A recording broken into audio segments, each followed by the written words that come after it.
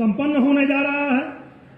युग पुरुष ब्रह्मलीन दिग्विजय जी महाराज द्वारा प्रारंभ किया गया महाराणा प्रताप शिक्षा परिषद के माध्यम से शैक्षिक क्रांति की मशाल का जो वृक्ष स्वरूप प्रदान किया था महंत अवैधनाथ जी महाराज ने, मैं निवेदन करूंगा मंचस्थ अतिथियों से, पूज्य महाराज जी से, माननीय रक्षा मंत्री जी से कि पूज्य महाराज जी के इस भव्य प्रतिमा, दिव्य प्रतिमा के समक्ष पुष्पांजलि अर्पित कर श्रद्धांजलि अर्पित करने की कृपा करें।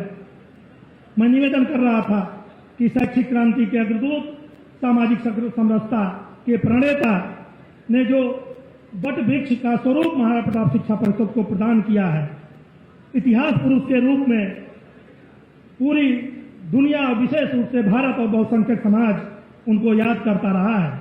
आज उनकी दिव्यतम प्रतिमा का अनावरण हो रहा है। आप सबके आग्रह है कि अपने स्थान पर खड़े होकर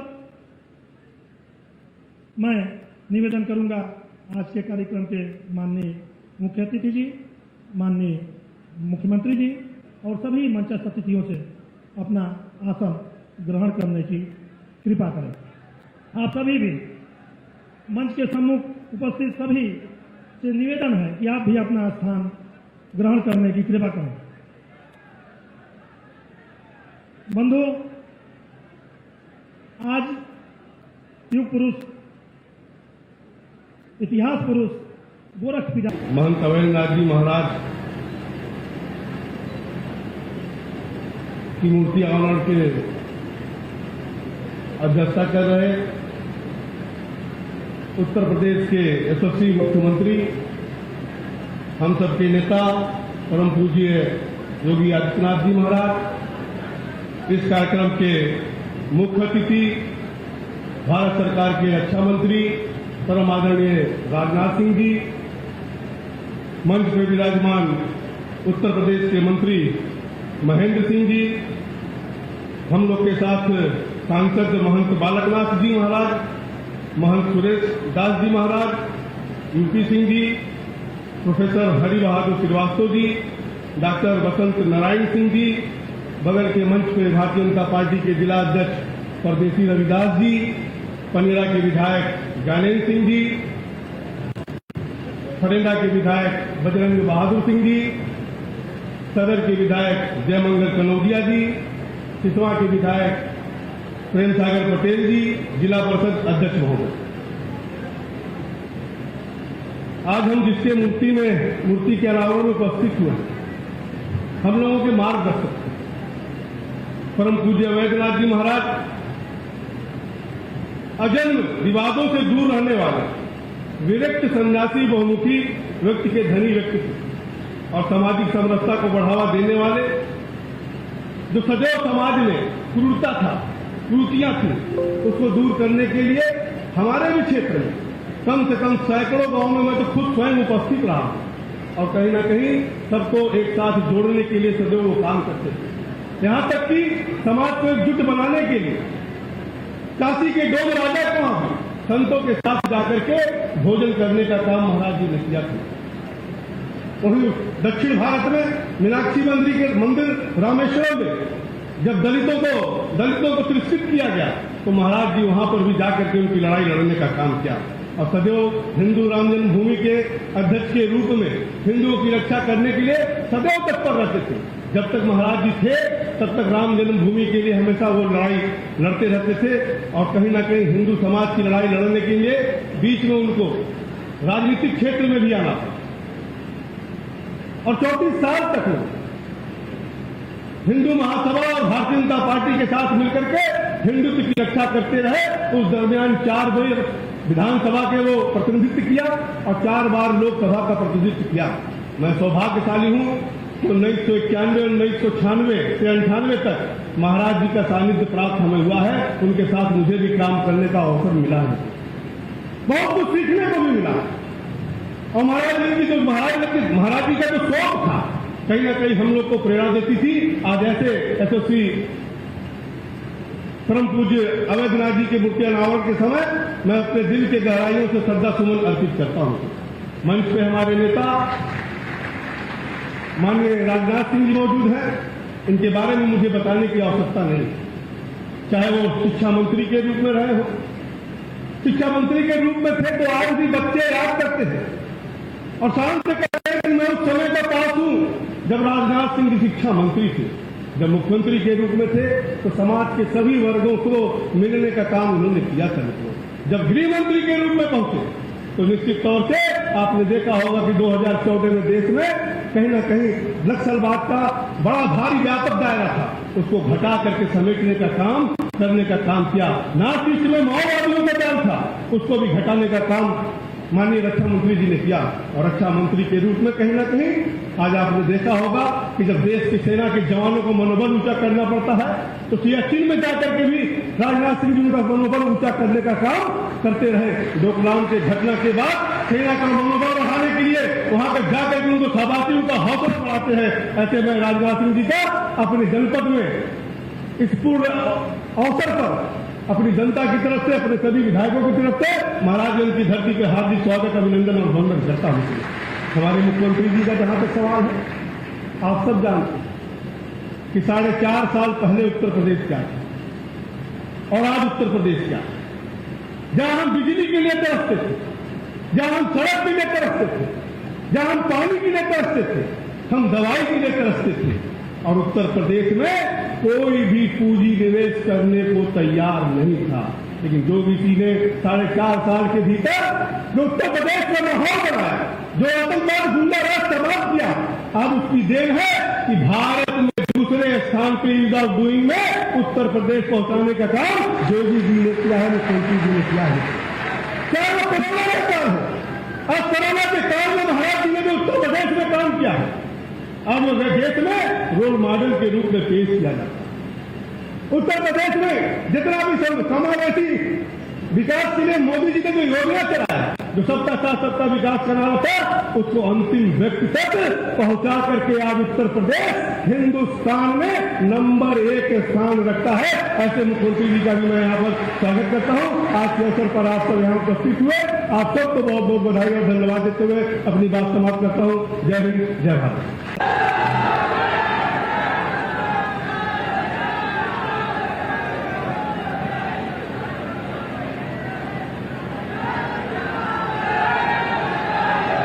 ब्रह्मलीन महंत अवैधनाथ जी महाराज की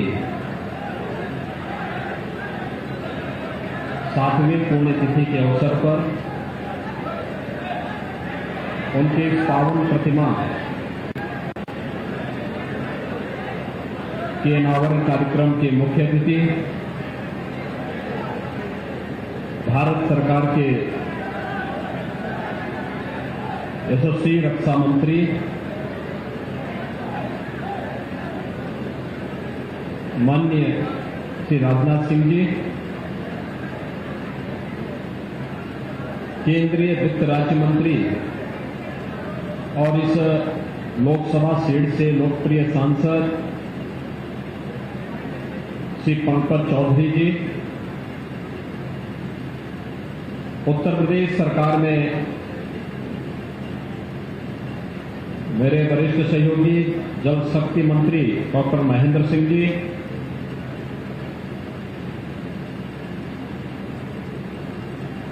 बाबा मस्तनाथ मठ स्थल बोहर रोहतक के श्री महंत और अलवर राजस्थान से लोकप्रिय सांसद श्री महंत बालानाथ जी महाराज, दिगंबर अखाड़ा अयोध्या के श्री महंत सुरेश दास जी महाराज, सिद्धार्थ विश्वविद्यालय के कुलपति प्रोफेसर हरि बहादुर श्रीवास्तव जी, महाराणा प्रताप शिक्षा परिषद के अध्यक्ष और पूर्व कुलपति प्रोफेसर उदय प्रताप सिंह जी, आज के इस कार्यक्रम में विशेष रूप से उपस्थित जूनागढ़ गुजरात से पधारे श्री महंत शेरनाथ जी महाराज,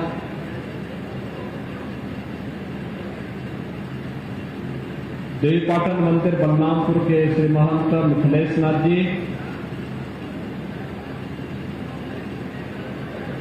आज के इस कार्यक्रम में उपस्थित जिला पंचायत के अध्यक्ष श्री रविकांत पटेल जी, मान्य विधायकगण श्री जयमंगल कनौजिया जी, ज्ञानेन्द्र सिंह जी, प्रेम सागर पटेल जी, बजरंग बहादुर सिंह जी, अमनमणि त्रिपाठी जी, जिला अध्यक्ष प्रदेशी रविदास जी, महाविद्यालय के प्राचार्य डॉक्टर विश्वंत नारायण सिंह जी,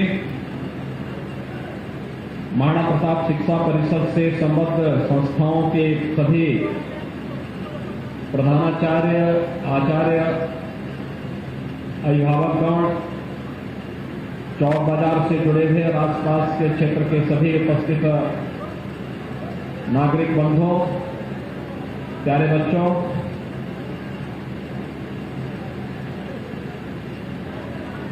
आज चौक बाजार के लिए एक बहुत महत्वपूर्ण दिन है।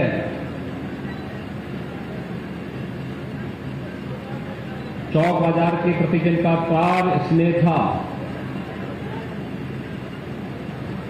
और इस क्षेत्र में शैक्षिक जागरण के लिए जिन्होंने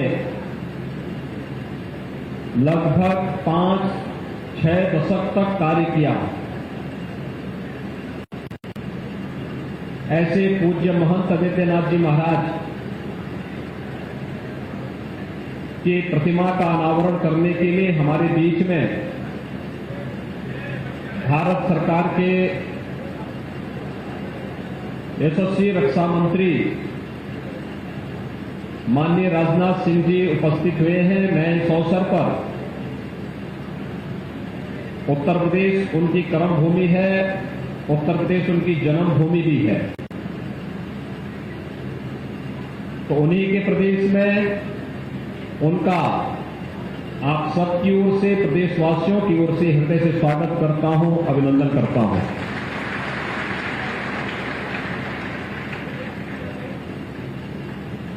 हम सब जानते हैं 2014 के पहले भारत की स्थिति क्या थी। आंतरिक सुरक्षा का मामला रहा हो या बाह्य सुरक्षा का मामला, जब मर्जी आती थी तब प्लेन हाईजैक हो जाता था, जब मर्जी आती थी ट्रेन हाईजैक हो जाती थी, जब मर्जी आती थी विस्फोट करके निर्दोष नागरिक मार दिए जाते थे, जवान शहीद होते थे, और जब जिस देश की मर्जी आती थी वो भारत के अंदर घुसपैठ कर लेता था। लेकिन भाइयों बहनों, प्रधानमंत्री मोदी जी के नेतृत्व में नए भारत ने अपना जो तेज दिखाया है, आज वो दुनिया के अंदर भारत के जज्बे को प्रदर्शित कर रहा है। और प्रधानमंत्री मोदी जी के कदम से कदम मिलाकर के भारत को दुनिया की इस महाशक्ति के रूप में स्थापित करने, भारतीय जनता पार्टी को दुनिया के सबसे बड़े संगठन के रूप में स्थापित करवाने और पूरा जीवन जिन्होंने अपनी सहजता, सरलता, निष्क्रियता और समाज के लिए समर्पित करके सार्वजनिक जीवन में शुचिता, पारदर्शिता और आदर्श और मूल्यों के लिए जिया है, ऐसे भारत के रक्षा मंत्री माननीय राजनाथ सिंह जी का आज हमारे बीच में आगमन हुआ है। मैं आप सभी चौक वासियों की ओर से, महाराजगंज जनपद वासियों की ओर से उनका हृदय से स्वागत और अभिनंदन करता हूं। सचमुच 2014 के पहले देश की आंतरिक स्थिति बहुत खराब थी। कहीं नक्सलवाद और माओवाद सिर चढ़ करके बोलता था, कहीं पूर्वोत्तर का उग्रवाद सिर पर था, अलगाववाद चरम पर था, और कहीं कश्मीर का उग्रवाद देश की एकता और अखंडता को चुनौती दे रहा था। आपने देखा होगा कि धीरे धीरे करके उनके दायरे को सिकोड़ते आज भारत की आंतरिक स्थिति को सुदृढ़ करने में भारत सरकार को सफलता प्राप्त हुई। दृढ़ इच्छा शक्ति के साथ जब यशस्वी नेतृत्व मिलता है तो ऐसे ही होता है।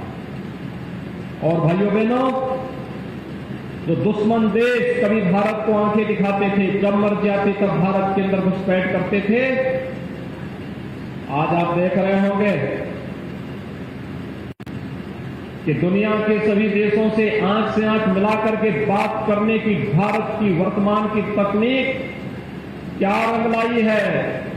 हर देश जो भारत को चुनौती देता था, आंखें दिखाता था, आज वह भारत की सीमावर्ती क्षेत्रों में दूर दूर तक नजर नहीं आता, उसको पीछे हटने के लिए मजबूर होना पड़ता है। और यह एक नए भारत की तस्वीर है।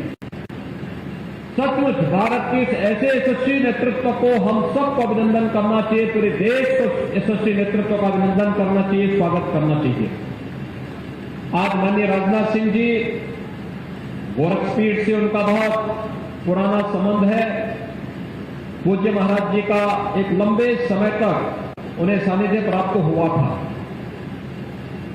और उन्होंने निरंतर उन संबंधों को उसी रूप में आगे बढ़ाने का कार्य भी किया। चौक क्षेत्र पूज्य महाराज जी के यहां पर धार्मिक, आध्यात्मिक और सेवा के इन सभी कार्यों से नजदीक जुड़ा रहा है। जब इस क्षेत्र में शिक्षा का कोई केंद्र नहीं था, तब 1950 के दशक में अपने पूज्य गुरुदेव ब्रह्मलीन महंत दिग्विजयनाथ जी के नाम पर यहां पर उन्होंने दिग्विजयनाथ इंटर कॉलेज की स्थापना की थी। मैं देखता हूं इस इंटर कॉलेज से निकले हुए छात्र जीवन के अलग अलग क्षेत्र में जाकर के वहां पर यहां की रोशनी को बिखेरने का कार्य कर रहे हैं। बालिकाओं की शिक्षा के लिए उनके मन में एक कतार था। अब आश्चर्य करेंगे, 1990 के दशक के प्रारंभ में, 80 के दशक के उत्तरार्ध में बालिकाओं के लिए एक स्कूल उन्होंने यहां पे खोला था। और जब यहां पर उनको पता लगा कि यहां की बालिकाएं उच्च शिक्षा नहीं ग्रहण कर पा रही हैं, तो उन्होंने मुझे इस सदी के पूर्वार्ध में ही कहा कि चौक में बालिकाओं के लिए एक डिग्री कॉलेज जरूर खोल दीजिए। स्वाभाविक रूप से उस समय भारतीय जनता पार्टी की सरकार प्रदेश में नहीं थी। मैंने कहा देखिए, जमीन है, सब कुछ है, लेकिन मान्यता के नाम पर राज्य सरकार के द्वारा जो घूसखोरी हो रही है, ये उचित नहीं होगा। हम लोगों को पैसा देकर के मान्यता नहीं लेनी चाहिए। उन्होंने कहा एक बार प्रयास कर लो। अच्छा, उनका इतना कहना ही था कि मैंने इस पे कार्रवाई करा। मैंने यहां निर्माण कार्य प्रारंभ किया, आवेदन किया, और निर्माण कार्य पूरा होते होते देवयोग से ऐसी स्थिति थी कि स्वतः स्फूर्त भाव के साथ मान्यता भी मिलती हुई दिखाई दी।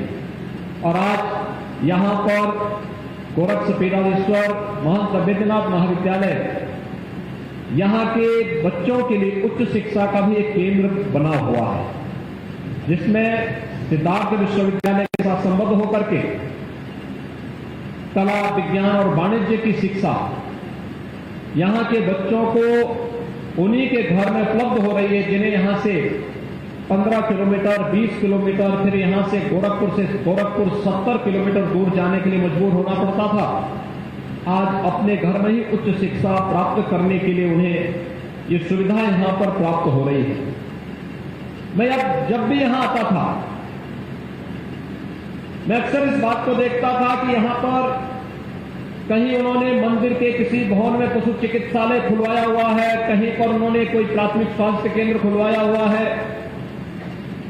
तो मैं पूछता था क्या कि मंदिर के भवन ये सब देने की आवश्यकता क्या थी। उन्होंने कहा देखिए, भवन तो बनते रहेंगे, लेकिन ये मालूम करो कि देखो उससे कितने लोगों की जान बच जाती है। एक भवन पैसा महोल्य नहीं, महत्वपूर्ण ये है कि लोगों के कल्याण का कैसे माध्यम बन रहा है। इसलिए हॉस्पिटल को वहां पर जब तक सरकार कोई पक्का भवन नहीं बना देती है, तब तक वहां पर अपने ही भवन में उसको चलने दो और उसको चलने दो। जनता की सेवा हो रही है, फ्री में दवा मिल रही है, डॉक्टर हर एक व्यक्ति को वहां देखता है, पशुओं की फ्री चिकित्सा होती है। लोगों के लिए जितना भी अच्छा हो सकता है उसको करने का प्रयास करना चाहिए। और लोक कल्याण का ये माध्यम और चौक और उसके आसपास के लोगों के प्रति उनका अत्यंत लगाव था।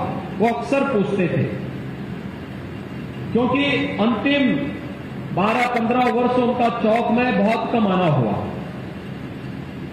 मैं ही अक्सर आता था और मुझसे अक्सर पूछते थे क्या हाल है वहां के, फलाने का क्या हाल चाल है। एक एक बच्चे का नाम लेके पूछते थे। वो सब पूछते थे तुम जाते हो, लोगों से मिलते हो कि नहीं मिलते हो। फिर पूछते थे वहां स्कूल में गए कि नहीं गए, स्कूल में बच्चों की पढ़ाई हो रही कि नहीं हो रही है। वहां पे शिक्षक भले ही सरकार के द्वारा ना आए, लेकिन अपने स्तर पर शिक्षक रख लो। बच्चों की पढ़ाई में कोई व्यवधान नहीं आना चाहिए, क्योंकि यही बच्चे बाद में देश का भविष्य बनने वाले हैं। अच्छे पढ़ेंगे, अच्छी शिक्षा लेंगे, अपने घर में रख करके उनकी सुविधा मिल जाएगी, तो आने वाले समय में सारे बच्चे देश के लिए बहुत बड़ा योगदान करने वाले हैं। और ये अक्सर होता था। आज हमारे लिए आनंददायी अवसर है कि पूज्य महाराज जी की 7वीं पुण्यतिथि के अवसर पर इस भव्य प्रतिमा का अनावरण भारत के यशस्वी रक्षा मंत्री माननीय श्री राजनाथ सिंह जी के कर कमलों से भी यहां संपन्न हुआ है। मैं इस अवसर पर ब्रह्मलीन महंत वैद्यनाथ जी महाराज के श्री चरणों में कोटि नमन करते हुए, विनम्र श्रद्धांजलि अर्पित करते हुए माननीय मुख्य अतिथि जी का, अन्य सभी सम्मानित अतिथियों का हृदय से स्वागत और अभिनंदन करता हूं। आप सबके प्रति अपनी शुभकामनाएं व्यक्त करता हूं। चौक अब विकास की प्रक्रिया के साथ तेजी से आगे बढ़ा है। आज ये नगर पंचायत हो गया है। आज यहां पर और भी तमाम प्रकार की अन्य सुविधाएं बढ़ चुकी हैं। आने वाले समय में उस नगरीय जीवन के साथ जुड़ करके रोजगार की संभावना को तेजी से आगे बढ़ाते हुए हम सभी विकास की प्रक्रिया को और द्रुत गति से आगे बढ़ाने का कार्य करेंगे। इस विश्वास के साथ आप सबके प्रति मेरी मंगलमय शुभकामनाएं। धन्यवाद। जय हिंद।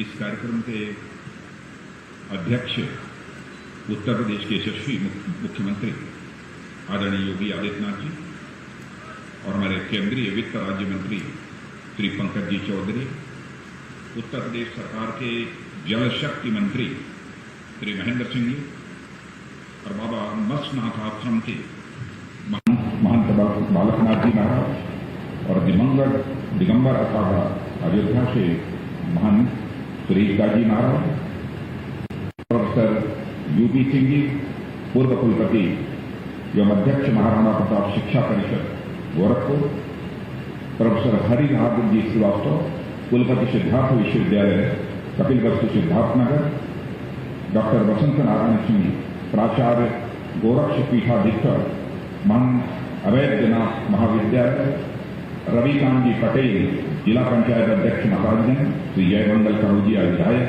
श्री ज्ञानंद सिंह विधायक, श्री प्रेम सागर पटेल विधायक, श्री बजरंग बहादुर सिंह विधायक, श्री परदेशी रविदास जिलाध्यक्ष भाजपा महाराजगंज, मंडलायुक्त गोरखपुर, डीआईजी गोरखपुर। इस कार्यक्रम में उपस्थित सभी हमारे पूज्य संतगण और डॉक्टर अमरनाथ जी तिवारी, इस कार्यक्रम के संचालक, इस कार्यक्रम में उपस्थित मेरे सभी सम्मानित बहनों और भाइयों,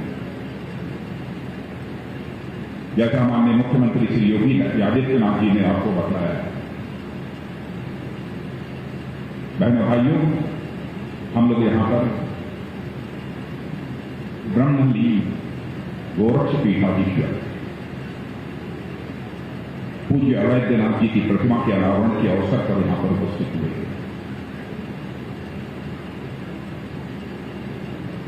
मैं मानता हूं कि सारे देश भर में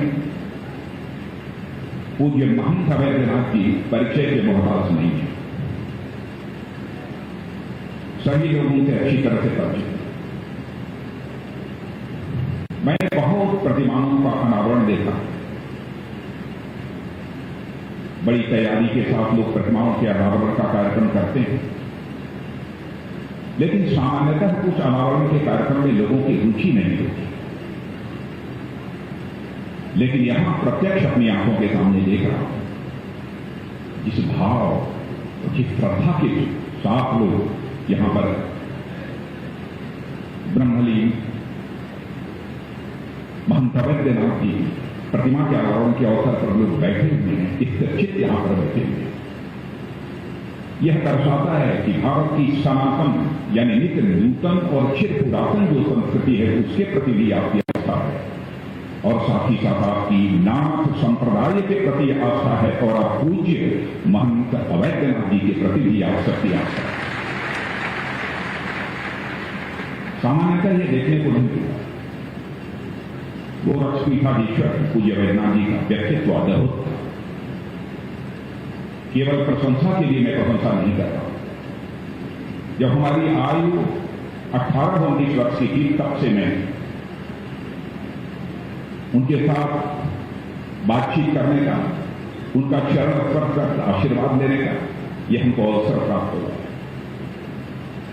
बहन भाइयों, जब मैं एमएससी प्रथम वर्ष का गोरखपुर विश्वविद्यालय का छात्र विश्वविद्यालय में प्रवेश लेने के बाद सबसे पहले आशीर्वाद लेने के लिए भी मैं गया था, तो परम पूज्य गोरक्षपीठाधीश्वर महंत अवैधनाथ जी का ही आशीर्वाद लेने के लिए 5 मिनट उनके साथ मेरा बैठना हुआ था। सहज रूप से उनके व्यक्तित्व से मैं बेहद प्रभावित हुआ, और उसके बाद तो कोई महीना ऐसा नहीं छूटता था जिस महीने परम पूज्य अवैधनाथ जी का आशीर्वाद लेने के लिए मैं गोरक्षपीठ न जाता। जाने का सिलसिला लगातार यह चलता रहा। यहां पर जब मैं शोध कार्य कर रहा था, रिसर्च का काम कर रहा था, तब भी बराबर उनके पास जाना होता था, उनसे मैं आशीर्वाद प्राप्त करता था, मार्गदर्शन प्राप्त करता था।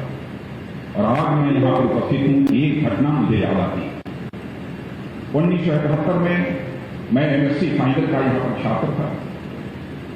कश्मीर के कुछ अलगाववादी ताकतों ने भारत के हवाई जहाज इंडियन एरोप्लेन का को हाईजैक कर लिया था, उसका अपहरण कर लिया था,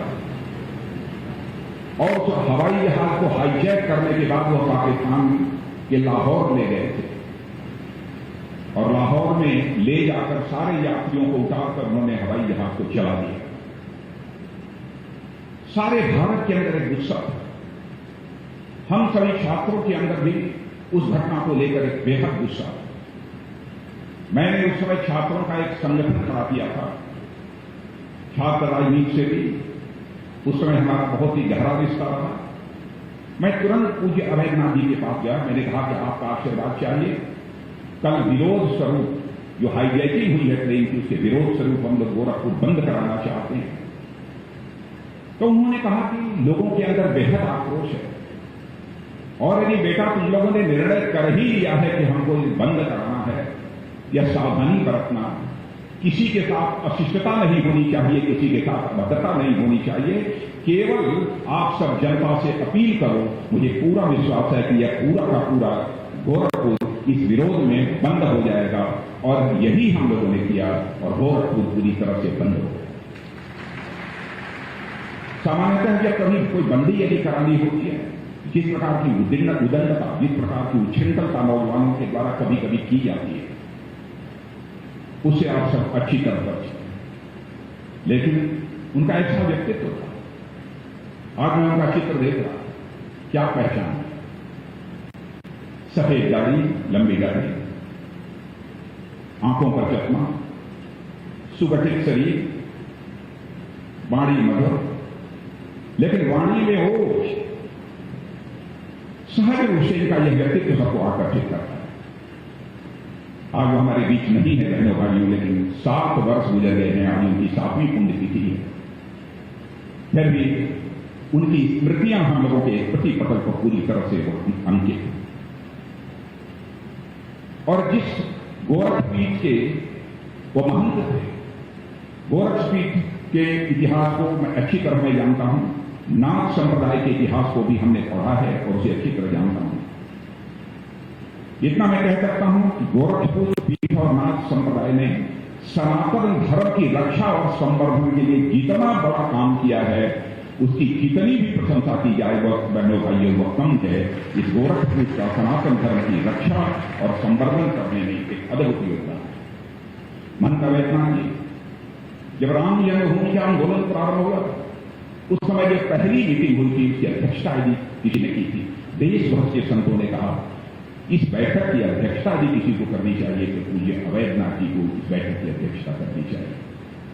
और शायद आप इसको इस घटना की जानकारी है या नहीं, 1949 में आजादी हासिल होने के 2 वर्ष के बाद ही जब रामलला प्रकट हुए थे अयोध्या में, तो सबसे पहले पूजा करने का काम यदि किसी ने किया था तो तत्कालीन गोरक्षपीठाधीश्वर महंत दिग्विजयनाथ ने वह काम किया।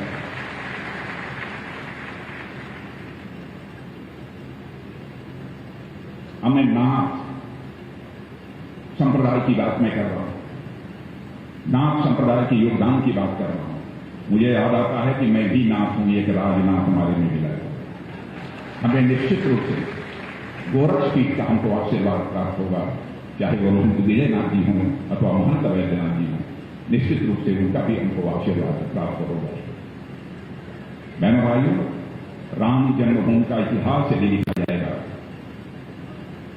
तो पूज्य महंत दिग्विजयनाथ जी और पूज्य महंत अवैधनाथ जी का नाम स्वर्णाक्षरों में लिखा जाएगा। और राम जन्मभूमि आंदोलन में उन्होंने केवल भाग नहीं लिया था, बल्कि राम जन्मभूमि के आंदोलन की धार को तेज करने में महत्वपूर्ण भूमिका भी किसी ने निभाई थी। हमारे पूज्य महंत अवैधनाथ जी ने बहुत ही महत्वपूर्ण भूमिका निभाई थी।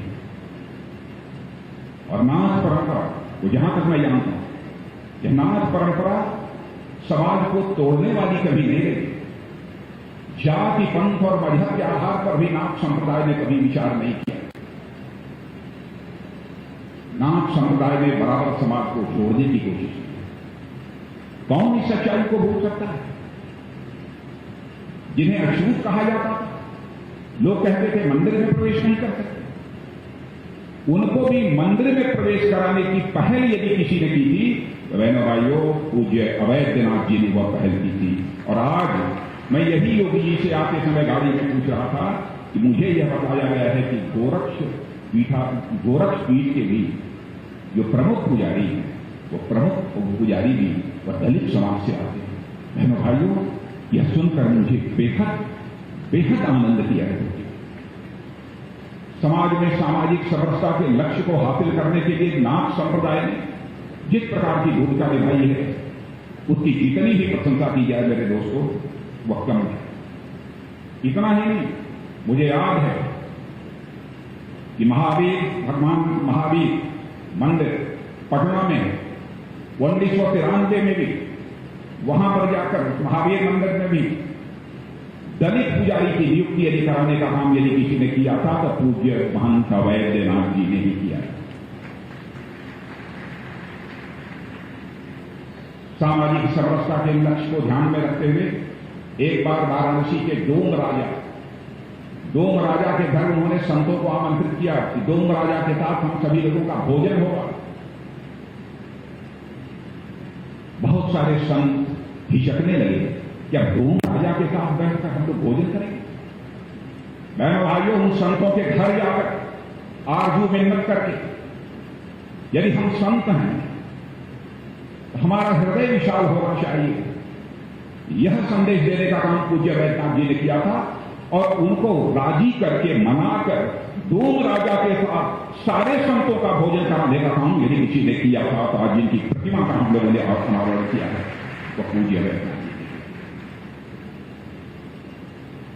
बहनों भाइयों, संत का दिल बहुत ही बड़ा दिल है। छोटे दिल का व्यक्ति कभी संत नहीं हो सकता है, समाज का कभी कल्याण नहीं कर सकता। मन जितना ही बड़ा होता चला जाता है वो मनुष्य उतना ही आध्यात्मिक ऊंचाइयों को हासिल करता चला जाता है। छोटे मन का व्यक्ति कभी बड़े उद्देश्य की प्राप्ति नहीं कर सकता। समाज की धारा के खिलाफ जाकर सभी बराबर हैं, प्राणी मात्र सभी बराबर हैं। यह संदेश देने के लोगों इस नाथ संप्रदाय ने भूमिका निभाई है, उसकी कितनी भी प्रशंसा की जाए। हमारे देश के ऋषियों और मनीषियों ने भी कहा था कि यह पिंडे तद ब्रह्मांडे, जो पिंड में है वही ब्रह्मांड में है, जो जड़ में है वही चेतन में है, जो सूक्ष्म में है वही विवर्त में है, जो छोटे में है वही बड़े में है, जो मेरे में है वही तेरे में है। यह संदेश जन जन तक पहुंचाने का काम यदि किसी ने किया है तो ना। बहनों भाइयों, मैं जानता हूं कि बहुत सारे ऐसे लोग हैं जो आज भी छुआछूत में विश्वास करते हैं और वे निश्चित यह काम लेता है भारत की सनातन संस्कृति को वह नहीं करते। भारत की सनातन संस्कृति कभी छुआछूत की इजाजत नहीं देती। अरे इसी सनातन संस्कृति के मानने वाले हमारे ऋषियों और मनीषियों ने दुनिया के अकेले देश भारत की धरती से ही भारत की धरा पर रहने वाले लोगों को भी अपने परिवार का सदस्य नहीं मानना है, बल्कि पूरे विश्व की धरा पर रहने वाले लोगों को अपने परिवार का सदस्य मानते हुए वसुधैव कुटुंबकम का संदेश सारे विश्व को दुनिया के किसी देश की धरती से गया है तो केवल और केवल भारत देश की धरती से गया है। बहनों भाइयों, ऐसे ही संत, ऐसे ही महात्माओं के कारण कुछ दिनों पहले समाचार पत्र में आप पढ़ा होगा, डॉक्टर विजय जौली नाम का एक हमारा पूर्व विधायक दिल्ली का, हाईली एजुकेटेड, बहुत पढ़ा लिखा, धनाढ्य परिवार का, उसने संकल्प लिया कि यदि राम मंदिर का निर्माण यदि वहां पर हो रहा है उसके लिए हम सारे विश्व के जितने भी 192 जो कंट्रीज हैं, 192 देशों का मैं जल लाऊंगा और वहां पर जिनके द्वारा यह मंदिर निर्माण हो रहा है वहां पर जल मैं उनको समर्पित करूंगा ताकि उससे रामलला का अभिषेक किया जाए अथवा जिस मंदिर का निर्माण हो रहा है उसकी नींव में दुनिया के 192 देशों का जल डाल दिया जाए। यह काम करने का काम उसने किया और 115 देशों का जल लाकर उन्होंने मुझे समर्पित किया। राम जन्मभूमि न्यास के जो सचिव हैं चंपत राम जी, वह भी वहां मौजूद थे, उनको मैंने सारा जल उसमें समर्पित किया और उन्होंने कहा कि 1 साल के अंदर शेष जो बचे हुए देश हैं उन देशों से भी जल लाकर हम उसकी नींव में डालने का काम करें। बहनों भाइयों, राम जन्मभूमि के बारे में क्या क्या लोग नहीं कहते थे कि दंगे हो जाएंगे, यह हो, खून खराबा हो जाएगा, यह होगा, वो होगा। भारत एक ऐसा देश है, सुप्रीम कोर्ट का फैसला आया, सभी ने सहज रूप से स्वीकार कर लिया, सभी ने सहज रूप से स्वीकार कर लिया। और मैं तो कहना चाहता हूं, जो मार्ग पूज्य वैद्यनाथ जी ने, जो मार्ग पूज्य महंत वैद्यनाथ जी ने समाज को दिखाया, उसी मार्ग पर आगे बढ़ने का काम आज के गोरक्ष पीठाधीश्वर और हमारे उत्तर प्रदेश के यशस्वी मुख्यमंत्री माननीय योगी आदित्यनाथ जी का।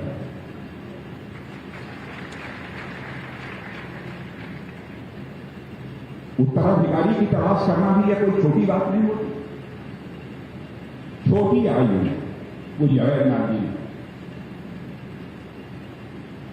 कैसे इनका चयन किया कि गोरखपीठाधीश्वर में कोई होना चाहिए तो योगी आदित्यनाथ जी होने चाहिए, और कहां से जाकर उनको लाकर उनको उत्तराधिकारी यहां पर। आज जब मैं योगी आदित्यनाथ जी को देखता हूं तो मैं कहता हूं, क्या भगवान, अद्भुत है तेरी माया, अद्भुत है तेरी माया। सचमुच इस देश के संग भविष्य के गर्भ में क्या छिपा हुआ है यह भी देख लेते हैं। और शायद पूज्य वैद्यनाथ जी ने उसमें देख लिया था, इस बालक को यदि मैं लाकर गोरखपीठाधीश्वर बनाऊंगा तो यह सनातन धर्म का की रक्षा भी करेगा, उसका संवर्धन भी करेगा, उसका प्रचार भी करेगा, सामाजिक समरसता के भी लक्ष्य को प्राप्त करेगा और साथ ही साथ जरूरत पड़ी तो उत्तर प्रदेश को उत्तम प्रदेश भी बनाने का काम करेगा। और आज वही मुख्यमंत्री योगी आदित्यनाथ जी मैंने भाइयों इसमें अब किसी को संदेह नहीं, सभी अच्छी तरह जाना भ्रष्टाचार प्राय राजनीतिक क्षेत्र में काम करने वाले लोगों पर भ्रष्टाचार के आरोप लग जाते। बहनों भाइयों, नींद में भी उत्तर प्रदेश में भारत का कोई मातालाल यह नहीं कह सकता है योगी आदित्यनाथ जी के दामन पर कोई भ्रष्टाचार की दाग लगी हुई हो।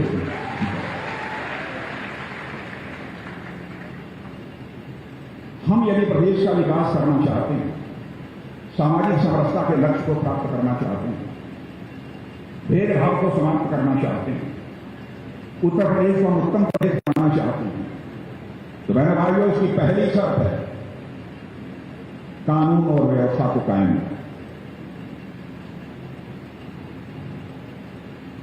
इस सच्चाई को कोई नकार नहीं सकता, भले ही वो हमारा विरोधी क्यों हो, इस सच्चाई को नकार नहीं सकता।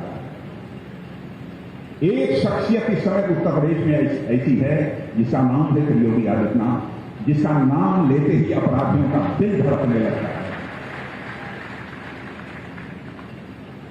ऐसे हालात तो उत्तर प्रदेश में पैदा कर ही दिए। तरह तरह की लोग बातें करते हैं, तरह तरह के तर्क देने वाले लोग तर्क देते हैं, भाई यह क्या तरीका है। लेकिन बहनों भाइयों, यदि हम उत्तर प्रदेश का विकास करना चाहते हैं तो जब तक अमन अमान के हालात नहीं होंगे, जब तक कानून और व्यवस्था की स्थिति बेहतर नहीं होगी, तब तक उत्तर प्रदेश का विकास किसी भी सूरत में नहीं हो सकता।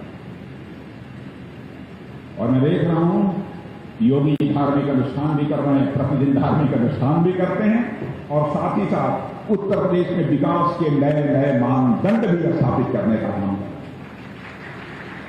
हमारे पंकज चौधरी,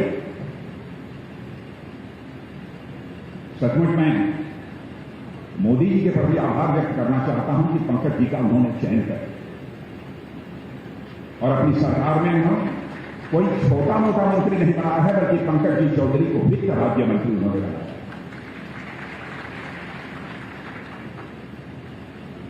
और आज उसी रास्ते पर एक मंत्री को जिस प्रकार की अपनी भूमिका निभानी चाहिए वो भूमिका निभा रहे हैं। उनके ऊपर भी इधर उधर का कोई भ्रष्टाचार का आरोप कभी नहीं रहा है, यह बात भी दावे के साथ। और योगी जी के मार्गदर्शन में इस उत्तर प्रदेश के विकास के लिए केंद्र सरकार का वित्त राज्य मंत्री होने के नाते वो जितनी भी अपनी भूमिका हो सकती है वह प्रभावी और भूमिका का निश्चित रूप से लग रहा है। आप लोगों ने फिल्म जरूर देखी होगी, जहां पर नौजवान भी बैठे हैं। आप लोगों ने फिल्म देखते हैं कि नहीं देखते हैं? जो पूजा पाठ करते हैं फिल्म देखते हैं। आपने कभी कभी कुछ ऐसी भी फिल्म देखी होगी जिसमें कि डबल रोल होता है एक्टर का, देखा? वो कौन सी फिल्म है? कौन सी फिल्म है? मैंने जो उत्तर प्रदेश में पढ़ाई करते समय देखा था, एमएससी में पढ़ते समय, उसे राम और श्याम देखा।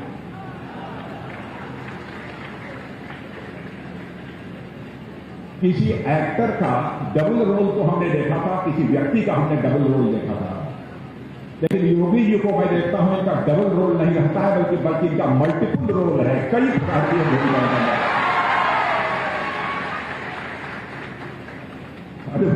अद्भुत रोल है। और बहनों भाइयों, मैं आपको याद दिलाना चाहता हूं, योगी जी ने भी कहा 2014, उस समय मैं भी पार्टी का राष्ट्रीय अध्यक्ष हूं। मैं मानता हूं कि बहुत बड़ा परिवर्तन इस देश में हुआ है, एक ऐतिहासिक परिवर्तन इस देश में हुआ है। इस देश की जनता ने बहुमत के साथ श्री नरेंद्र भाई मोदी को भारत के प्रधानमंत्री के रूप में दिल्ली में लाकर स्थापित किया।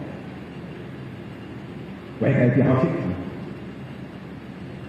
और मोदी जी की भी सूझबूझ देखिए, 14 के बाद जब उत्तर प्रदेश का मुख्यमंत्री बनाना हुआ तो उनकी भी नजर यदि किसी पर जाकर टिकी तो गोरक्षपीठाधीश्वर योगी आदित्यनाथ जी का यह संयोग नहीं है तो क्या है? और मैंने भाइयों, आज हमारे प्रधानमंत्री नरेंद्र भाई मोदी जी के नेतृत्व में भारत तेजी के साथ आगे बढ़ रहा है। जैसा योगी जी ने कहा है कि दुनिया के किसी भी देश से आंख से आंख मिलाकर कुवत भारत के अंदर आया। अंतर्राष्ट्रीय जगत में भारत की प्रतिष्ठा बढ़ी है, कोई सच्चाई को नकार नहीं सकता।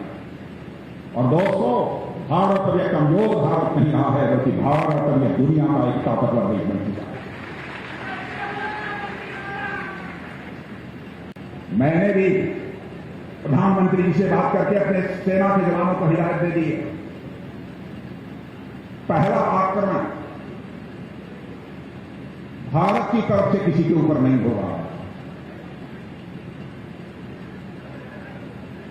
पहला आक्रमण भारत की तरफ से किसी पर नहीं हो। और भारत के प्राचीन इतिहास को उठाकर कोई देख लीजिए, भारत का यह प्राचीन इतिहास रहा है मेरे बहन भाइयों। भारत ने न तो दुनिया के किसी देश पर कभी आक्रमण किया है, न तो भारत ने दुनिया की किसी देश की 1 इंच जमीन पर कभी कब्जा किया है।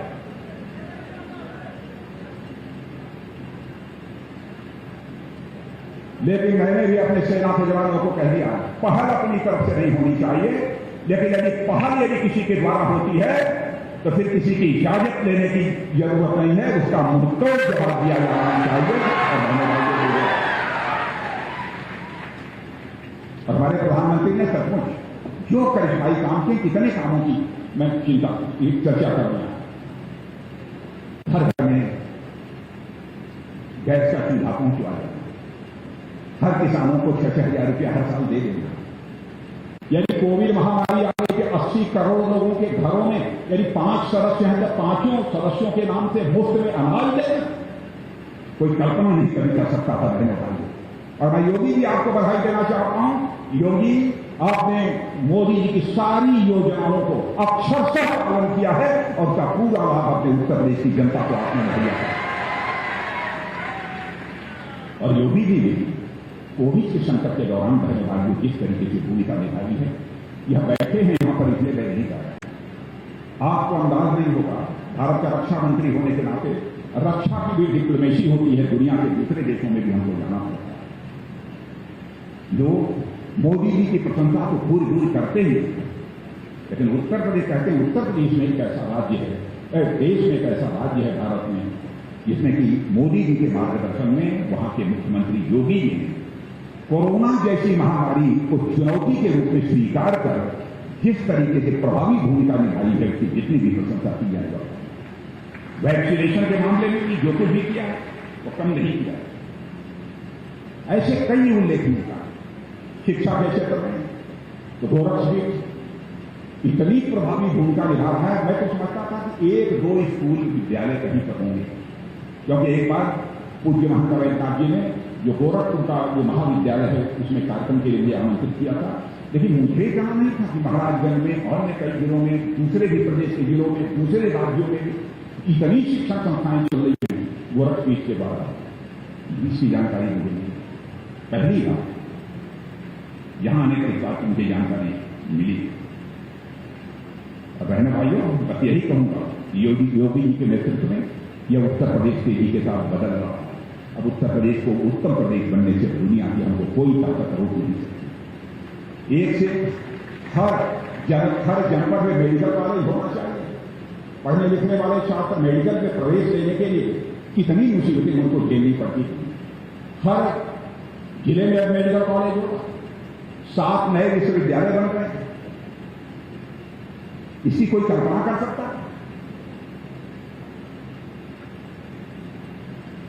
इसलिए बहनों भाइयों, मैं कहना चाहता हूं, यह शक्ति जो योगी जी को प्राप्त हुई है वो महान संतों के द्वारा यह शक्ति प्राप्त हुई है। यह नाथ संप्रदाय के जो भी उपदेश है, उस रास्तों पर चलकर उन्होंने जो कुछ भी जिंदगी में सीखा है, उसी के अनुसार वो अपनी भूमिका का मुख्यमंत्री के रूप में भी निर्वाह कर रहे हैं। और मैं कहना चाहता हूं, सत्ता की शक्ति तो बहुत लोगों के पास होती है, लेकिन सत्ता की शक्ति रहने से ही कोई लक्ष्य को प्राप्त नहीं कर सकता। योगी जी के अंदर देखा है, मुख्यमंत्री होने के नाते सत्ता की शक्ति तो है, लेकिन उससे बढ़कर योगी आदित्यनाथ जी के अंदर इच्छा शक्ति हमको देखने को मिली है।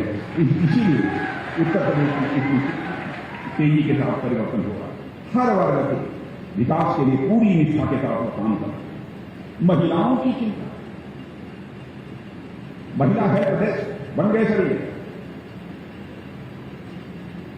उनके कल्याण के लिए भी बहुत सारी योजनाएं उन्होंने चला रखी और मुझे तो बताया गया कि एक तो प्रधानमंत्री मोदी जी ने आयुष्मान भारत की योजना चलाई है, 5 लाख रुपए तक का 1 वर्ष के लिए आपका मुफ्त इलाज। योगी जी ने उत्तर प्रदेश में भी एक योजना प्रारंभ की, स्वास्थ्य सुरक्षा योजना, और 42 लाख लोगों को उसका लाभ मिल रहा है, यह मुझे बताया गया। सबके लिए आवाज, बहुत सारी चीजें। इसलिए बहन भाइयों, यह मैं मानता हूं कि यह आशीर्वाद यदि प्राप्त है तो पूज्य महंत दिग्विजयनाथ जी से संतों का, पूज्य महंत अवैधनाथ जी के संतों का आशीर्वाद और मार्गदर्शन यदि प्राप्त हुआ है योगी जी के अंदर, उसी कारण यह इच्छा शक्ति उनके अंदर है।